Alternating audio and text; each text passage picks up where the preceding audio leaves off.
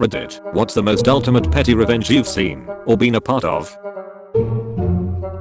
You jungans here might not believe it, but back in the early 90s, supermarket cashiers had to type every price in by hand. I was at a Vons in San Diego, walking toward the only open check stand with a single bottle of soda in my hand. Suddenly this hoity-toity lady with a cart, stacked to the top, flew out of one of the aisles like a freight train, and cut me off. "I'm in a hurry," she said, then looked away, like she was annoyed that I'd been born. I looked at the cashier. He rolled his eyes, and got to work. 5 minutes later she's walking out the door and it's my turn. "You're good," says the cashier. I put "your soda" on her tag.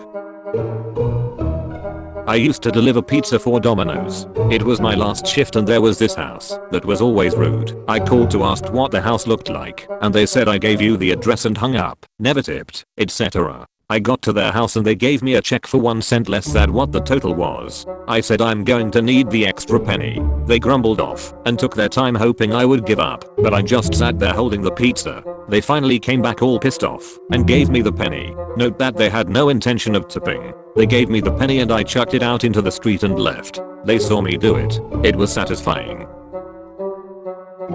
I occasionally deliver pizza as a part-time job. There is a customer that tends to pay with a big bag of change. I don't mean a bag full of quarters, I mean a bag full of dimes, nickels, and pennies. Since his meal typically costs about $20, the bag usually weighs several pounds. It is a total pain to count out all of the change, so typically drivers will just assume that he has the correct amount and leave. Usually, he has just enough or maybe a few cents over. I don't think it is an innocent thing either, as he usually gives a bag of change with a crap-eating grin. It is such a pain that most of the drivers know his address by heart and avoid going to his house, if at all possible. I was having a bad night, and by the luck of the draw got this dude's house. I remembered reading a post on r/petty revenge involving someone paying in a checkout line with a bag of change, and I knew I could use a similar method to take my frustration out on this guy in the pettiest way possible. I pulled up to his house and left the pizza in the car. I rang the doorbell, and when he answered I saw the large bag of change in his hand that I knew would be there. He asked where his pizza was, and I said, "New policy, sir. Gotta count it out before we can give out the pizza." So I sat down on his doorstep and started to count out all of the change. At one point, I even asked if he could turn on his porch light because I was having a hard time seeing.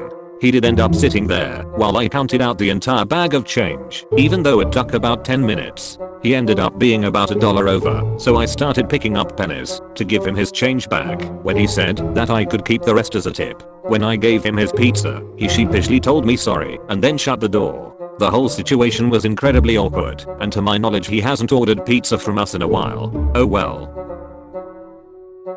There was this kid, about 15, who cut in line in front of me at the supermarket. When he wasn't watching, I broke his chocolate bar while still inside the wrapper. Later I saw him cycling by, opening his bar, and half of it fell out. He got pissy and I chuckled. Knew a crazy kid in elementary. Kid jumped across the table and tried to choke me out. I got suspended because I instigated it by saying he was cuckoo for Cocoa Puffs when that's the only thing that kid ever talked about, and was wearing a Cocoa Puffs shirt that day. Senior year of high school, kid was in my design class. Needed to get a C or better on the final. Over the year I found out the kid was taking my work off my shared drive. High school it was dumb and each kid's folder was public and copying it. For the final I purposely fricked up the drawing in my folder, but the kid didn't double check it. He turned it in and failed and had to go back and be a super senior. TLDR. Kid choked me. Waited 10 years made them fail high school. When me and my ex-fiancée were having a bunch of arguments after we broke up, I got tired of her constantly texting me about nonsense, so I called insert phone carrier to have them cut off service to her phone that I paid for in the middle of an argument. My roommate and her so loved doing elaborate jigsaw puzzles. After I found out she cancelled our lease, leaving me 1 week to find a new place to live, I threw away one piece of 2 different puzzles they were working on. Before you ask, she was able to do this because I was 17 and not able to legally sign a lease. A girl on my softball team bullied me and spread rumors about me to the team and coaches. We were competing for the same position. She was in my geometry class and tried to buddy up to me because I was good at geometry and she wasn't. So for a while I let her copy my homework. Then one day I gave her all the wrong answers and turned in the right answers for myself. My neighbor's dog shits in our yard all of the time. It wouldn't be a big deal, except he never cleans up after her. I finally had enough, so I decided to go with a classic. I put a flaming bag of his dog's shit on his porch, rang the bell, and hid in the bushes. When he answered the door, I finally got my revenge by having an affair with his wife for the last 3.5 years. My sister said some pretty mean things to me in front of my friends when I was younger, so I put a slice of bologna in her Walkman CD player. I got the idea from Corey in the show That's So Raven. Boss paged me on my wedding night. Yeah, bad on me for leaving the pager on, but in my defense it automatically turned on after charging, and I wanted to have a full battery before setting off on my honeymoon trip. He did it as a joke, but it came at an inappropriate moment. We had a page only if something's on fire policy, so I had to call in, even though I had just gotten married and was about to go on 2 weeks vacation. When he answered, he laughed so hard I just had to do something about it. So when I got back, I programmed the mail servers to call out on their phone lines and hit his pager with dial back numbers for phone sex services. At 4 AM every day, his wife got this pager before he did one time and saw a text message something like, "I loved how you described how you would frick me, Jerry. Call back when your wife's gone for the day." Wife was not amused. She thought he'd been calling phone sex operators and tore him a new one. He knew it was me, but he was too stubborn to ask me to call it off. So it kept up for weeks until he finally figured out where the script was running from and used it to page me instead. We had a back and forth pager war for a while, but then it all fricked up when an actual data center emergency happened and one of us ignored the page thinking it was the other pranking him. That ended the fun.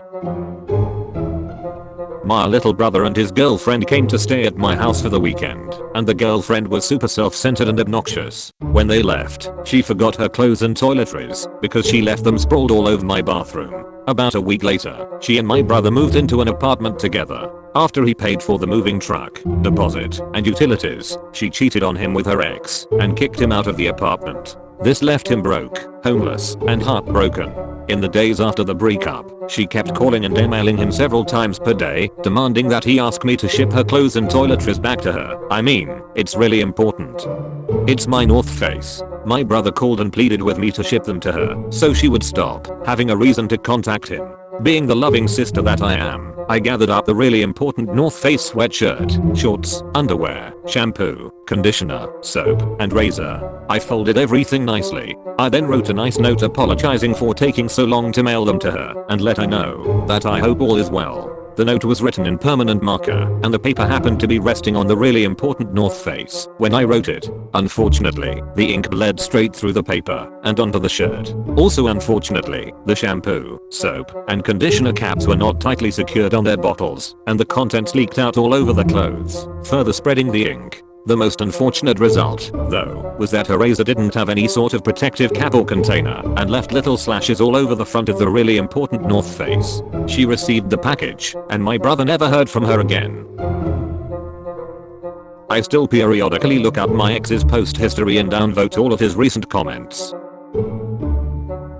My wife used to keep these little Godiva chocolates that she likes in her desk at work, but started noticing some of them missing and figured it must be someone from the overpass cleaning staff taking them. Fed up with losing her not inexpensive treats, she decided to get revenge on the choco thief in question by replacing the good chocolate with little squares of chocolate laxatives that looked just like real candies. The next morning she saw several of the laxatives gone, and then from that day forward, she was never missing another one of her good chocolates ever again.